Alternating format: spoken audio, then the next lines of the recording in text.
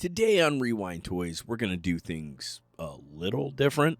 We're going to amp things up. We're going to go big. Not like a bigger episode or anything. Just we're going to talk about big toys. Large-scale toys. You know, like big play sets. Just big.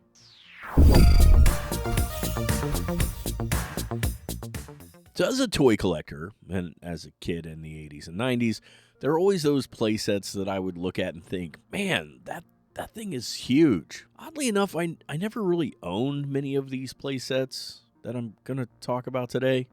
Part of that was probably due to price because we weren't a rich family, but a lot of it was just scale. Like, I just never had the room for most of these. We're going to start by going to the 70s, 1977 to be exact, and a little company called Mego. Now, as you might know, Mego was releasing superhero figures before like anyone else was, and before anyone really knew they were cool, and amongst those was, of course, Batman. Now, Batman was great, but one thing that could make him even better was the massive Mego Wayne Foundation playset. Standing over 3 feet tall, it had 4 floors, including a communication station, a trophy room, and of course, a penthouse because it's Bruce Wayne. There was a working elevator and a bookcase with a hidden passage, and it featured artwork by comic artist Neil Adams. The downside is there was a lot of cardboard used for this thing, and cardboard, it doesn't hold up so well over time. Finding one complete today is not very easy, but it does give collectors something to strive towards. So there you go if you want to go find the Wayne Foundation playset. All right, so let's jump forward a year, and then we're going to discuss another iconic playset that also featured cardboard and 4 levels. This one was the Kenner Star Wars Death Star. Not quite as impressive in height, only 20 inches tall. It too featured a working elevator. There was also a retractable bridge, a laser cannon, and a working trash compactor. All of that was great, but, and I say this with love, with love, it looked absolutely nothing like the Death Star. That aside, there were enough things inside of it to let you reenact scenes from the movie, so you know. Now, Star Wars toys have never really been my line of choice when it comes to collecting, but Star Wars fans, you guys let me know. Then do any of you actually own this thing today? Drop it in the comments. So do any of you out there know the largest OG Transformer toy ever produced?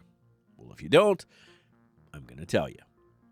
Coming at 24 inches tall and weighing a hefty 11 pounds, the Headmaster Autobot base Fortress Maximus was a definite contender for the crown. Released in 1987, this beast offered multiple weapons, a hidden prison cell, a helipad, and a cannon. Not to be outdone, there was also a working elevator. Working elevators seemed to be like a big thing for the toys back then. I'm not really sure why. I mean, it's not like elevators were some huge scientific breakthrough at this point, but whatever. It's a cool feature, I guess.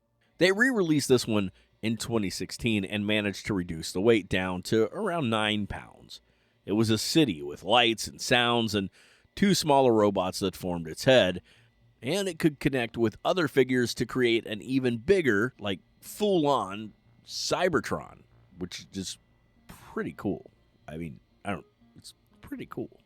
Now let us hop back to 1986, coming in at 30 inches tall, 3 towers, and a freaking motorized monorail. This was the Masters of the Universe Eternia playset, and this was a thing of pure wonder. I mentioned the 3 towers, and the center was, well, Central Tower. Viper, which had a rotating snake, was to the right, and Grayskull was to the left. There was a lion with jaws that moved. There was a laser, a sky cage, an elevator. And did I mention the electric freaking monorail? Just look at this thing. Look at this thing. This thing is amazing. Now, if we're talking about the original, I believe there was around 4,000 of them produced, and some of the pieces were easily lost.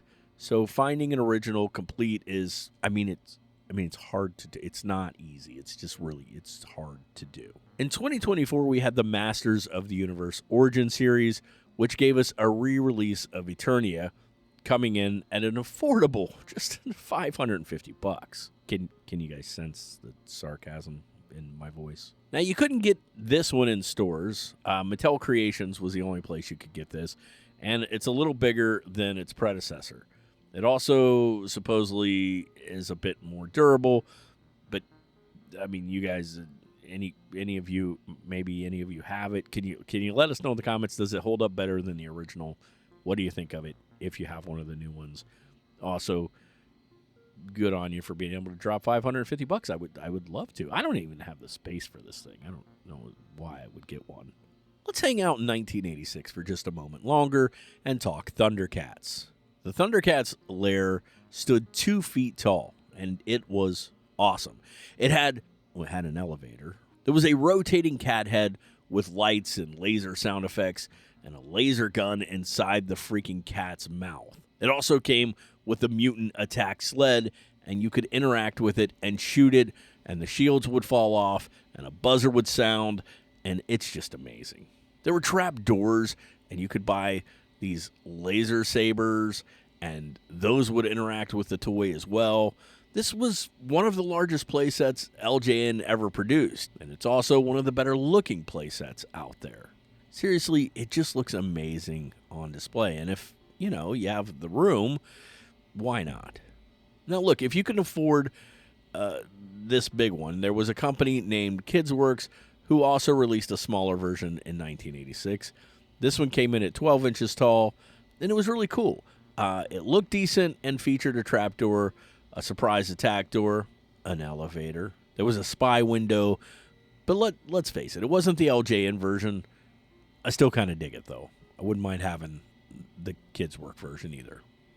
We're talking big toys, and if you guys want to do something really, really big for the show, go down and hit the thumbs up, and then hit the subscribe button. It helps a ton. We really appreciate it, and we love having you all here to talk toys with us, every week. So if you got a moment, like 2 seconds, go down and hit those. Thanks, guys. Let's get back to the show. All right, so we do have a few more, but let's jump ahead to 1990, and then we'll jump back after that. I want to talk TMNT, one of my favorite toy lines of all time. Now, if you know the series, then you know Shredder and Krang would cruise around in this enormous mobile base called the Technodrome. Playmate Toys, they really understood their fans. They got it, and, well, they made it. They made the Technodrome, a giant sphere that looked outstanding, and you could, open it up, and, I just loved it. Tank tread wheels, cannons, a giant eye that could detach from top, and that was just the outside. Inside, you had the mutation chamber of horrors. There was an ooze pit. There was a secret escape hatch. There was a jail cell, the brain scrambler, a weapon storage room, and so much more. No elevator? Didn't this one have an elevator? Now, it was only 15 inches tall, so compared to some of the rest of these, not as tall, but it was big and round, so it was still big. Look, it was wider than the Death Star, and it was round. It actually looked like it was round. This one actually connected to another decent-sized TMNT playset, the Turtle Sewer set. Now, they did re-release this, and it does actually look pretty close to the original, but it does actually come in about 1.5 inches smaller than the original. So, they are different, but they both look great. So, if you have either one, that's still pretty cool. All right, back to 1986 we go, this time to talk about G.I. Joe. At 16 inches tall, 2 feet in diameter, 8 hinged doors that allowed full access to the interior. There were multiple gun turrets, a jail, a sliding door, and a battery-operated working elevator. Sometimes it was manual, depending on which version you got. That elevator would raise and lower the included Fire Bat jet. This was another playset that actually resembled what we saw in the cartoon, and this was the Terror Drome, and it was amazing. Much like Eternia and the Technodrome, This one is tough to get complete as it had lots of small parts that were easily lost, but man, these things are just really cool. Now, I could also mention that in 1983, G.I. Joe Headquarters Command Center was released, which is around 14 inches tall. Also very cool. It broke into 4 sections, had a motor pool, stockade, helipad, an elevator, a weapons rack, and other stuff. But let's face it, the Terror Drome, that's really where it was at. I mean, it looked much cooler. I mean, I was a good guy. Like, I always loved the good guys. The bad guy stuff always looked cooler, but, whatever. Last, but certainly not least, can you guys guess what we're going to talk about? I mean, come on. 1985, we're going to stay with G.I. Joe. One of the largest playsets ever produced, coming in at over 7.5 feet long, 3 feet wide, the one, the only, the USS Flagg. Now, even if I could have afforded this back in 1985, it would have been around $110 MSRP, which is equal to about $350 today. And even if I could fathom affording one today, these days they range from $1,000 up to almost $5,000, with sealed graded versions nearing like $40,000. I'd have nowhere to put this thing. I could sleep on it, I guess, but I would have nowhere to put it. With the USS Flagg, you receive the exclusive Admiral Keel Hall figure, which alone can fetch over $200. It featured an Admiral's launch boat, a tow vehicle, radar antennas, cranes, a combat computer, armory, and more. This thing was big enough that the G.I. Joe Sky Striker could actually sit on it. It was produced in a limited number because of its size and cost, somewhere around $100,000. And like others we mentioned before, multiple pieces means it is extremely difficult to find one complete.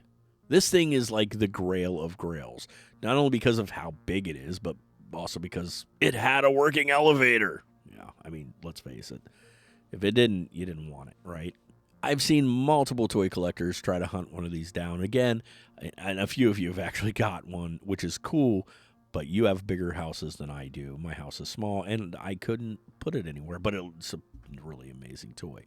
I've also heard lots of really cool stories about dads building these for their kids when they were growing up, and that's really cool. There's something to be said about that. If any of you own one of these, or maybe your parent built you one or something, let us know in the comments. We'd love to hear all about it. Anyway, guys, there you go. Some, not all, but some, of the largest playsets ever made. Now, we might do a part 2 one day, but I don't think anything will ever come close to the USS Flagg.